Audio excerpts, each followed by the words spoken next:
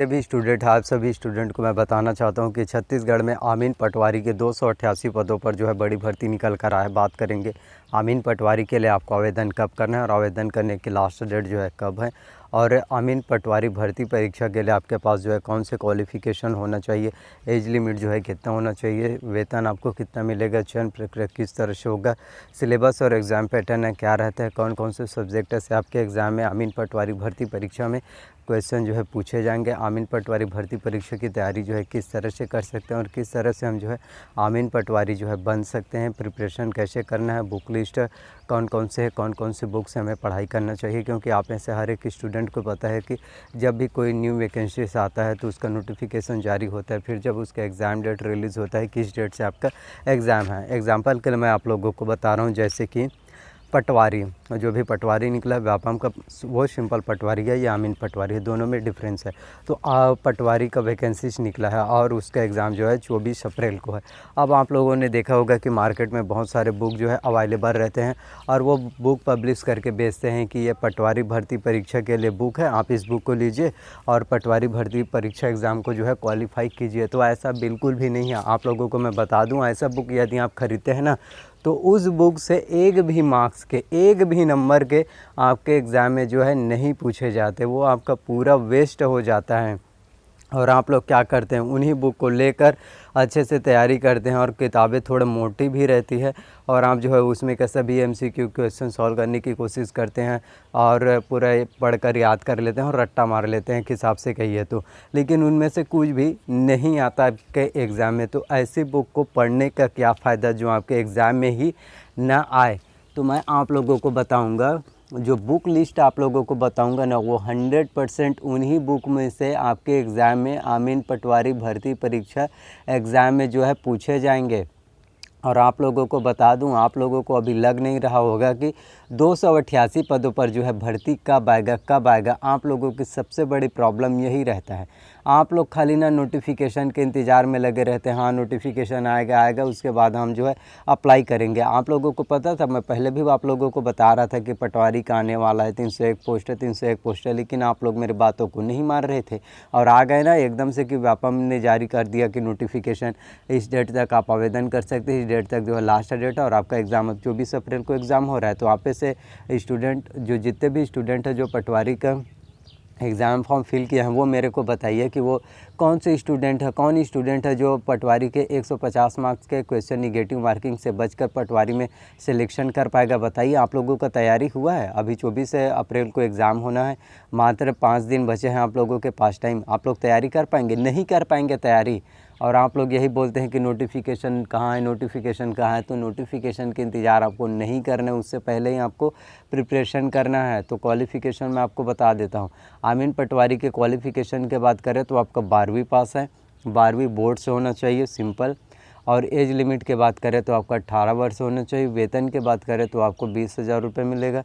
चयन प्रक्रिया की बात करें तो आपका रिटर्न एग्ज़ाम है, एग्ज़ाम क्वालिफाई कीजिए, आपका जॉब मिल जाएगा। सिलेबस और एग्ज़ाम पैटर्न की बात करें तो आपको बताना चाहता हूं कि कौन कौन से सब्जेक्ट से आपके एग्ज़ाम में जो है क्वेश्चन पूछे जाएंगे। तो आमीन पटवारी की सिलेबस की बात करें तो आपको मैं बताना चाहता हूं कि आमीन पटवारी भर्ती परीक्षा में कुल 150 मार्क्स के क्वेश्चन आपके एग्ज़ाम में आएंगे और 150 प्रश्न पूछे जाएंगे। प्रत्येक प्रश्न के लिए 1 अंक होगा और साथ ही इसमें निगेटिव मार्किंग होगा 1/4, यानी 4 क्वेश्चन गलत करने पर आपका 1 मार्क्स जो है कट जाएगा। यानी 4 क्वेश्चन गलत करने पर सीधा आपका 5 नंबर चला जाएगा।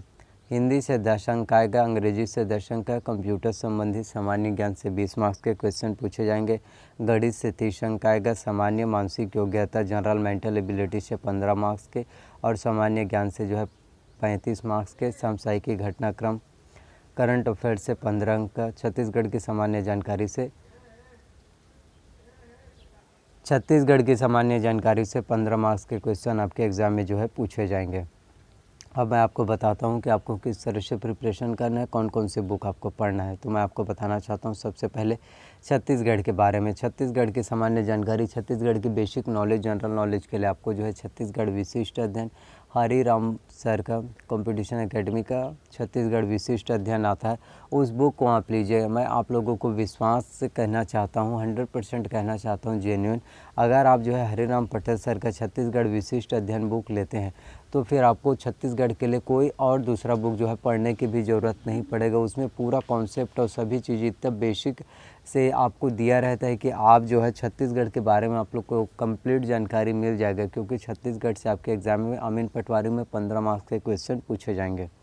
समसामयिकी, घटनाक्रम, करंट अफेयर्स जो 15 मार्क्स के क्वेश्चन पूछे जाएंगे, इसमें आपको मैं छत्तीसगढ़ की करंट अफेयर्स और इंडिया वर्ल्ड करंट अफेयर्स दोनों के बारे में बताऊंगा। तो इंडियन वर्ल्ड करंट अफेयर्स के लिए आपको जो है प्रतियोगिता दर्पण जो मंथली मैगज़ीन आता है, रिलीज़ होता है मंथली मैगज़ीन, वो आपको लेना है। और छत्तीसगढ़ की करंट अफेयर्स के लिए आपको अर्जुना का करंट अफेयर्स लेना है और विकास परक का मासिक पत्रिका आपको लेना है। दोनों करंट अफेयर्स आपको लेना है छत्तीसगढ़ के लिए और इंडियन वर्ल्ड करंट अफेयर्स के लिए मंथली मैगज़ीन।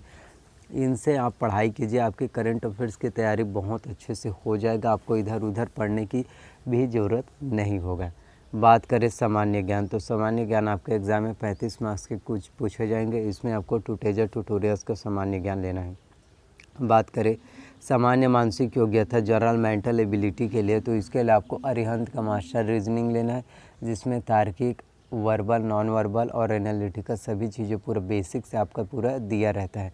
तो आपको जनरल मेंटल एबिलिटी सामान्य मानसिक योग्यता के लिए अरिहंत का लेना है। गणित की बात करें तो गणित के लिए आपको डॉक्टर RS अग्रवाल का गणित लेना है।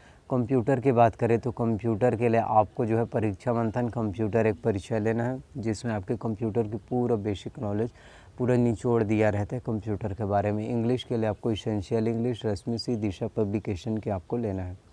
हिंदी की बात करें तो हिंदी के लिए आपको दिल्ली IAS एकेडमी का बुक लेना है। तो इस तरह से जो है आप अमीन पटवारी भर्ती परीक्षा की तैयारी बहुत अच्छे से कर सकते हैं और आपका तैयारी जो है बहुत अच्छे से हो जाएगा।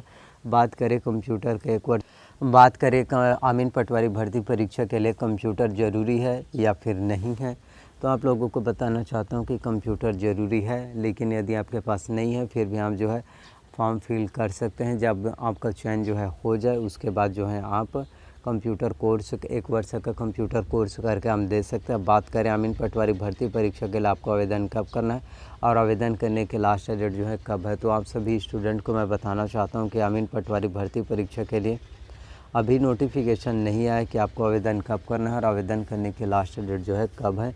तो थोड़ा सा वेट कीजिए, थोड़ा सा सब्र पेशेंस रखिए, जल्दी इस संबंध में कोई नोटिफिकेशन हम सबको देखने को मिलेगा।